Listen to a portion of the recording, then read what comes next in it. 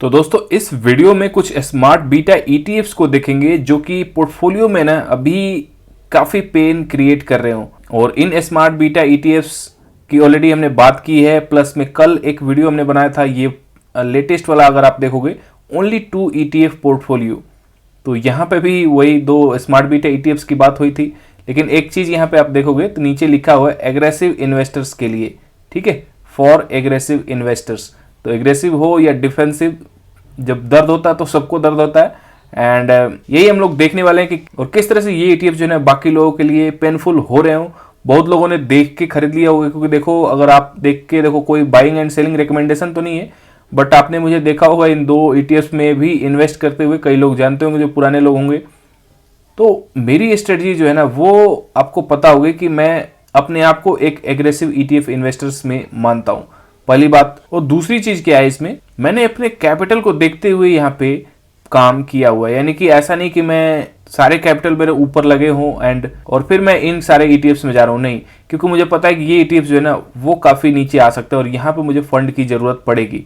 तो काफी सारे फंड मैंने आपको बताया था कि जब मार्केट ऊपर जा रहा था, काफी ऊपर स्ट्रेच हो चुका था, तब मैंने पार्ट्स में करके निकाले थे। एंड जो भी मैंने ईटीएफ खरीदा था ना उनमें ज्यादा मेरा पोजिशंस था ही नहीं उस टाइम पे, जिसके कारण आज भी मैं काफी अच्छा खासा इन्वेस्ट कर पा रहा हूं, क्योंकि फंड को मैंने उस हिसाब से मैनेज किया हुआ है। अगर आप पिछली वीडियोज मेरी उठा के देख लो, अगर आपको लगता हो कि कुछ लोग नए होंगे तो उनको लगता हो कि मैं ऐसे ही बोल रहा हूँ, लेकिन आप पिछली वीडियो इस चैनल पे तो नहीं, बट आप ग्रो विद निफ्टी चैनल पे जाना, ग्रो विद निफ्टी चैनल पे जाके उस टाइम की देख लेना, अगस्त के बाद से, कि किस तरह से मेरी वीडियो एनालिसिस रही है एंड फंड को लेकर मैं कितना फोकस किया हूँ। आपको हमेशा की मनी मैनेजमेंट जो है ना, मनी मैनेजमेंट मेरी वीडियो में आप बहुत सुनते होंगे, मनी मैनेजमेंट किस तरह से जरूरी होता है, ना कि स्ट्रेटजी। स्ट्रेटजी जो है वो आपको एक अच्छा खासा गेन दिला सकती है, बट जब तक मनी मैनेजमेंट नहीं होगा तब तक आप वो गेन भी अचीव नहीं कर पाओगे। तो ये चीज भी मायने रखती है काफी। एंड इस टाइम पे पोर्टफोलियो ब्लीड करने का और भी रीजन है, बहुत सारे लोग गलत टाइम पे खरीद लेते हैं। दूसरी मेरी इंपॉर्टेंट चीज रहती है, एक तो मनी मैनेजमेंट, देन टाइमिंग।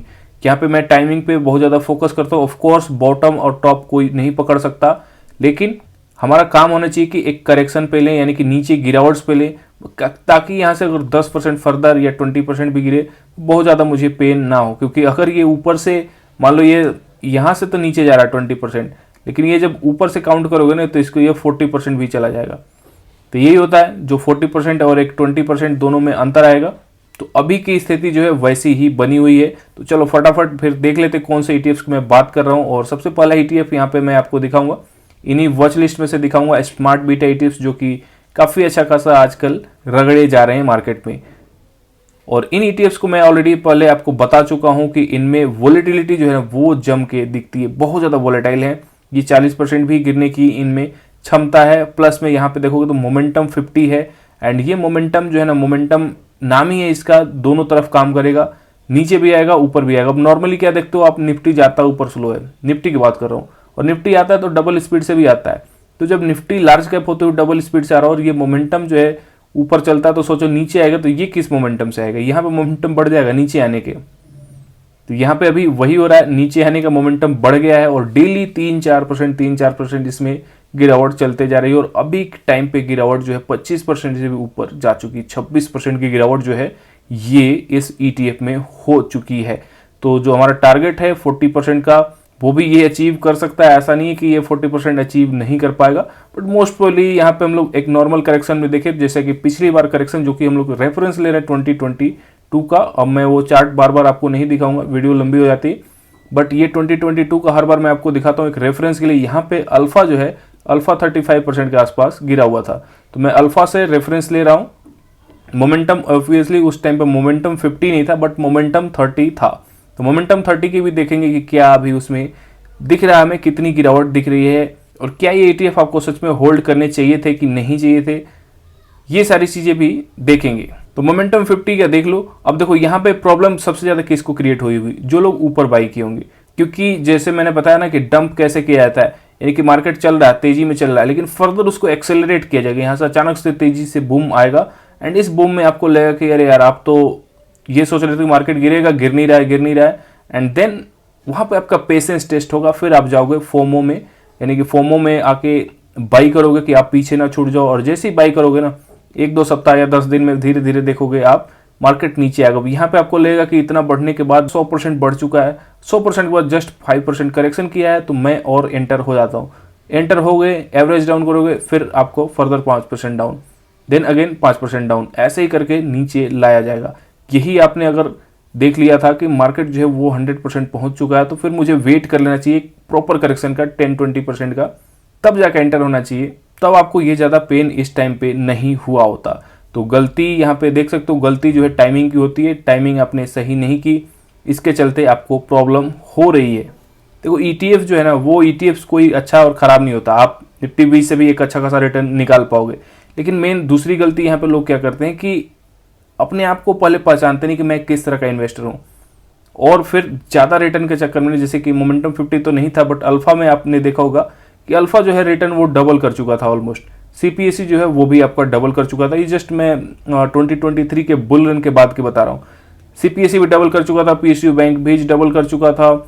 ये मैक्सिमम ETFs जो है वो डबल जा चुके थे, ऑटो भी डबल कर चुका था। अब यहाँ पे लोग क्या है, डबल रिटर्न तो देख लिए कि यहाँ पे 100% के रिटर्न आ रहे हैं, लेकिन उसके बाद फिर हुआ क्या, टॉप पे जाके बाई कर लिए। तो ये तो गलती उन्होंने ये की। दूसरी उन्होंने गलती ये की कि पहले अपने आप को पहचाना ही नहीं कि वो किस तरह के इन्वेस्टर हैं, यानी कि एग्रेसिव इन्वेस्टर्स हैं या पैसिव डिफेंसिव इन्वेस्टर हैं। अगर पैसिव और डिफेंसिव इन्वेस्टर्स हो तो फिर आपको निफ्टी 20 में जाना चाहिए। तब निफ्टी 20 अभी देखोगे तो हार्डली 13% की गिरावट आपको देखने को मिलेगी, ये 26% की गिरावट तो नहीं देखने को मिलेगी, जैसे कि मोमेंटम में यहाँ पे आप देख पा रहे हो, मोमेंटम 50 में। तो दूसरी गलती लोग ये करते हैं कि अपने आप के अपने इन्वेस्टमेंट स्टाइल को नहीं पहचानते हैं और फिर प्रॉब्लम होता है। तीसरी गलती क्या करते हैं लोग, फंड को अच्छे से मैनेज नहीं करते और आप बिना डिसिप्लिन के जस्ट इन्वेस्ट किए जाते हो, तो ये भी एक प्रॉब्लम आती है। तो गलतियां जो है वो मैंने आपको गिना दी 1 2 3, और भी गलती हो सकती है, बट वो ये टाइम नहीं है गलती निकालने का। जो भी गलती हुआ उससे सीखने का टाइम है कि ताकि नेक्स्ट टाइम आप ना करो। तो ये लर्निंग्स जो है ना काफी काम आने वाली है। जो लोग नए आ रहे हैं खास करके मार्केट में, सीखते जाओ यहाँ से, क्योंकि अगर नहीं सीखोगे ना तो मार्केट फिर साल 2 साल बाद आपको मौका देगा, एंड फिर आप अगर अगेन वही गलती करते हो तो फिर कोई फायदा नहीं है।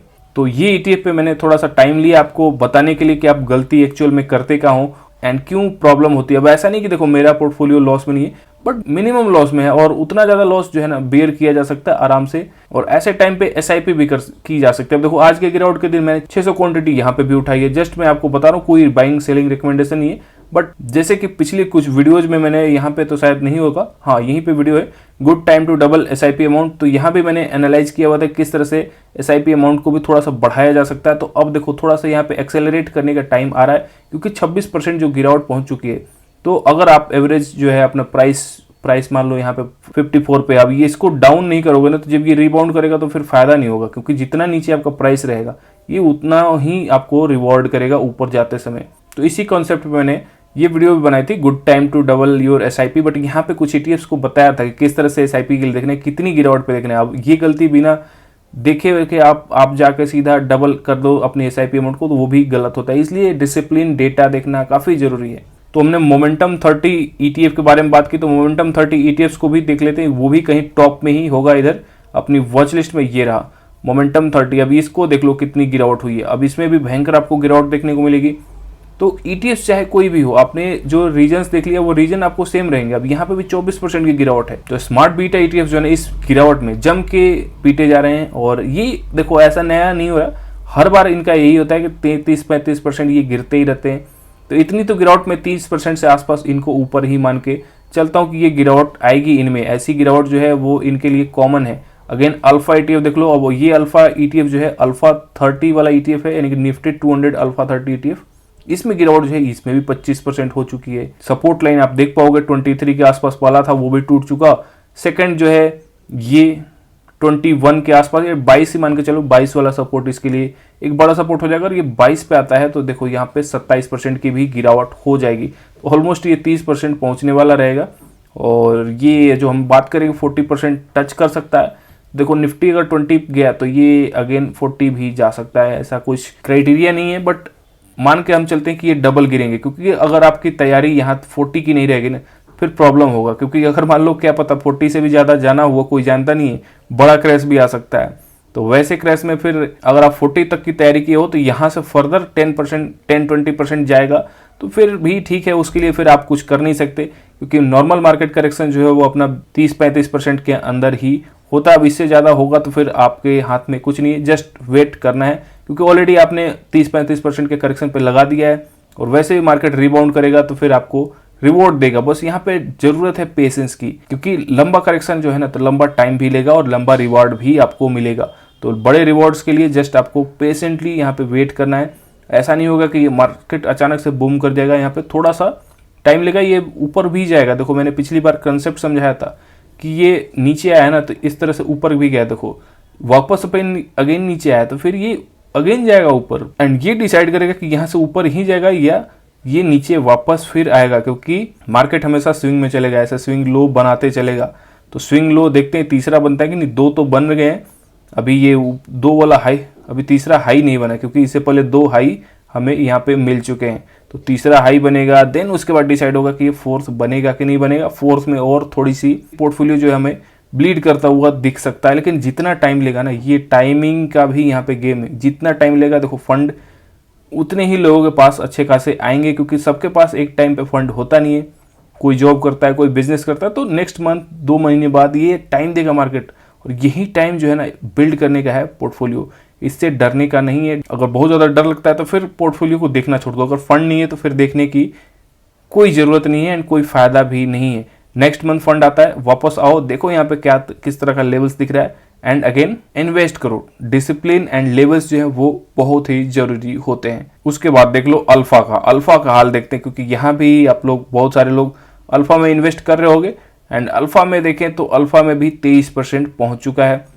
तो इतनी सारी गिरावट जो है ना स्मार्ट बीटा ईटीएफ्स में हो रही है या बाकी ईटीएफ्स में भी हो रही है, तो एक बार वो भी हम देख लेते हैं। तो देखो एचडीएफसी स्मॉल कैप 250, अब ये कोई स्मार्ट बीटा ईटीएफ तो है नहीं, लेकिन इसमें कितनी गिरावट हुई है, क्योंकि ये इसमें गिरावट जो है वो एक्चुअल में कम हुई भी थी।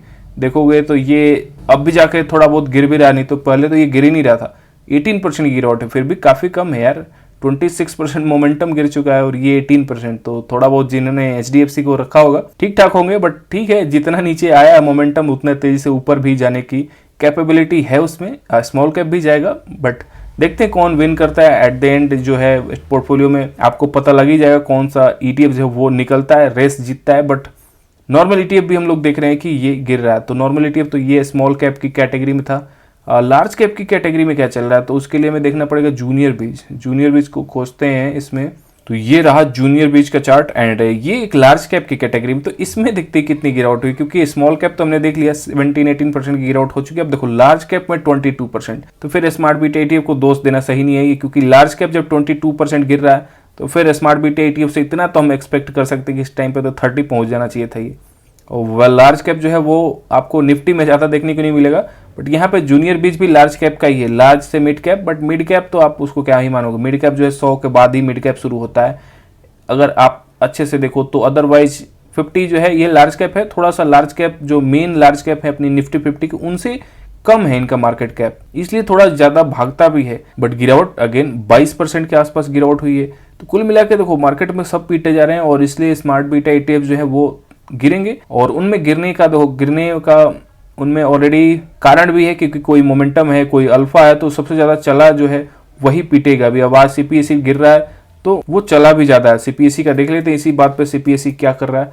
सीपीएससी को भी काफ़ी दिन हो गए देखे हुए। अब देखो यहाँ पे सीपीएससी ईटीएफ को एक बार करेक्शन देखते हैं कि करेक्शन इसमें कितनी हो चुकी है। ये करेक्शन इसमें भी 24% के आसपास, तो ये भी कहीं है अल्फा के आसपास ही गिर रहा है, क्योंकि गेन भी देखो किस तरह से आपको देखने को मिलेंगी। कुल मिला के गिरावट का मार्केट है, एंड यहाँ पे गिरावट होगी तो डोंट वरी। जो भी ईटीएफ्स हैं, आप जो भी आप डिसिप्लिन फॉलो कर रहे हो वो डिसिप्लिन को फॉलो करो।